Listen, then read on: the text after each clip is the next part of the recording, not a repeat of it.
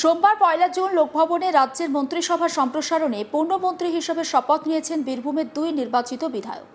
এরা হলেন সিউড়ির বিধায়ক জগন্নাথ চ্যাটার্জি এবং ময়ূরেশ্বরের বিধায়ক দুধকুমার মণ্ডল।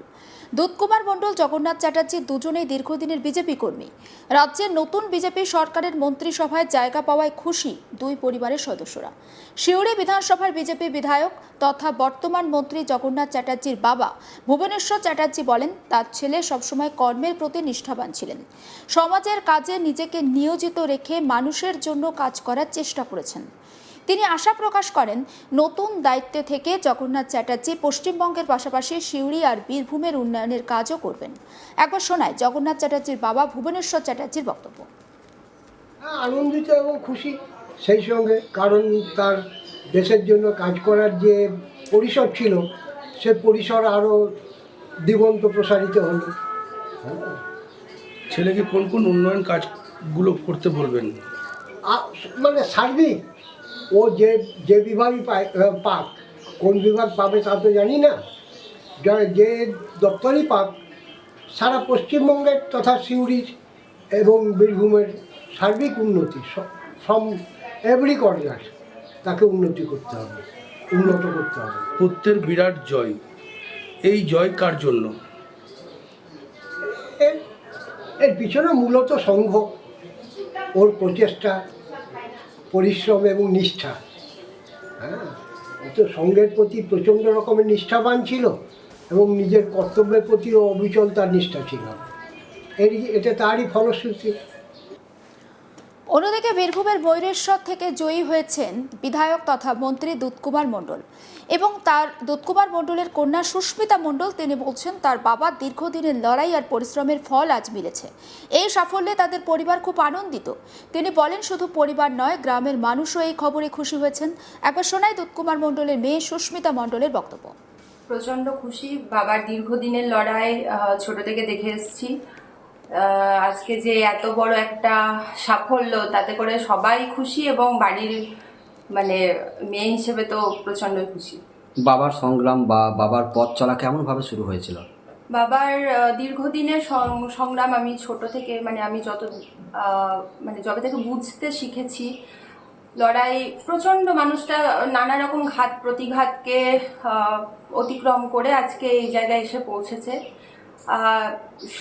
সংগ্রামটা একান্তই তার ব্যক্তিগত পরিসরে, কারণ শুধু রাজনৈতিক মহলে বিভিন্নভাবে তাকে নানা সমস্যার সম্মুখীন হতে হয়েছে। তা সত্ত্বেও আজকে সে একটা বড় জায়গা পেয়েছে, এতে তো ভীষণভাবেই একটা আনন্দের বিষয়।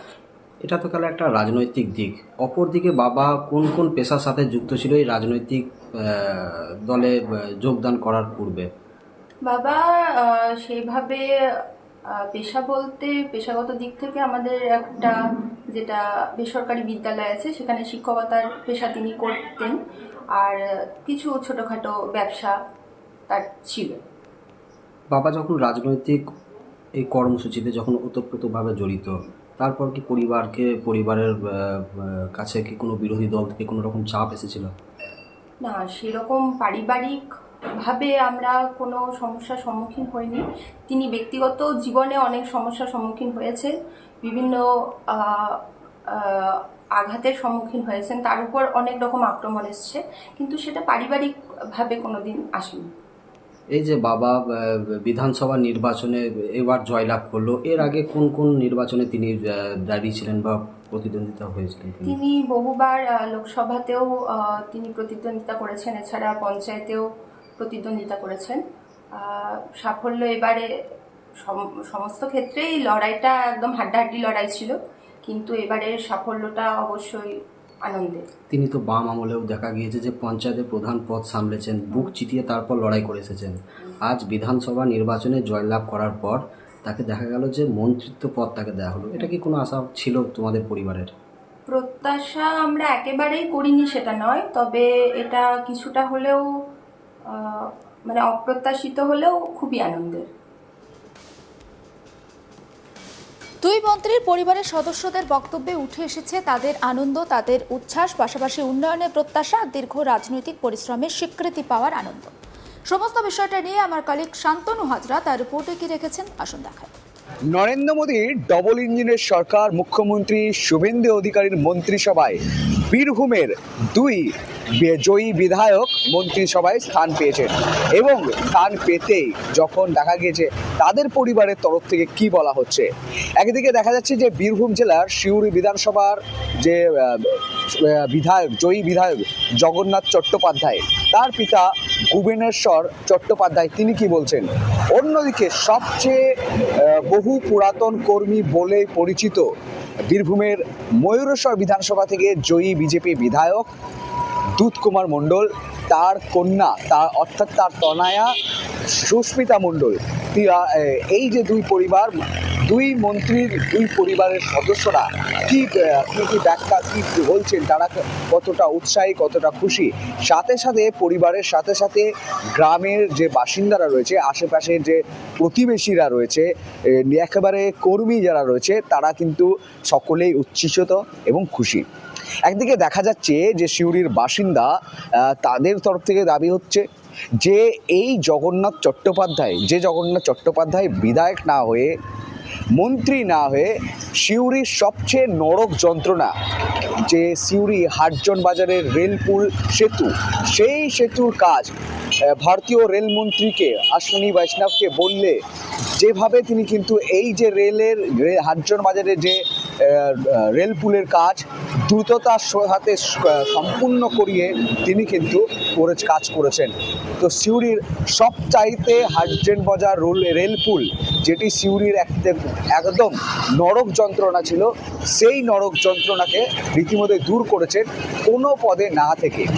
অর্থাৎ উনি যখন বিধায়ক হয়েছেন, উনি যখন মন্ত্রিত্ব পেয়েছেন, তাহলে ওনার থেকে সবচেয়ে বেশি উন্নয়ন আশাই করা যায়, তারা সকলের দাবি। তো উনি উন্নয়ন করবেন, সিউড়ির জন্য করবেন, বীরভূমের জন্য করবেন।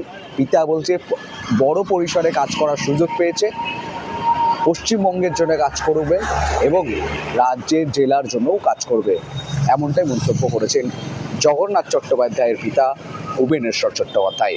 অন্যদিকে আরেক মন্ত্রী ময়ূরেশ্বর থেকে বিধানসভা থেকে জয়যুক্ত হয়েছেন, ভারতীয় জনতা পার্টির যে বিধায়ক রয়েছেন, তিনি মন্ত্রিত্ব পেয়েছেন দুধ কুমার মণ্ডল। বহু প্রাচীন কর্মী বলেই কিন্তু পরিচিত। বাম আমলের সময় তিনি কিন্তু প্রধান ছিলেন, তারপর থেকে তিনি কিন্তু লাগাতার রাজনৈতিক ময়দানে দিনের পর দিন ব্যক্তিগত আক্রমণ, কষ্ট উপেক্ষা করেই তিনি কিন্তু ভারতীয় জনতা পার্টির সাথে লড়ে গেছেন, থেকে গেছেন একসাথে। একেবারে যে 15 বছর যে তৃণমূলের সরকার, সেই সরকারের সাথে লড়াই করেছেন দুধ কুমার মণ্ডল, এমনটাই জানিয়েছেন তার তনয়া সুস্মিতা মণ্ডল। তবে উচ্ছ্বাসিত, আপ্লুত পরিবারের সকল সদস্য এবং গ্রামের সদস্যরাও। সমস্ত আপডেট পৌঁছে দেবো আপনাদের কাছে, নজর রাখুন আজ তাক বাংলায়, সাবস্ক্রাইব করতে ভুলবেন না।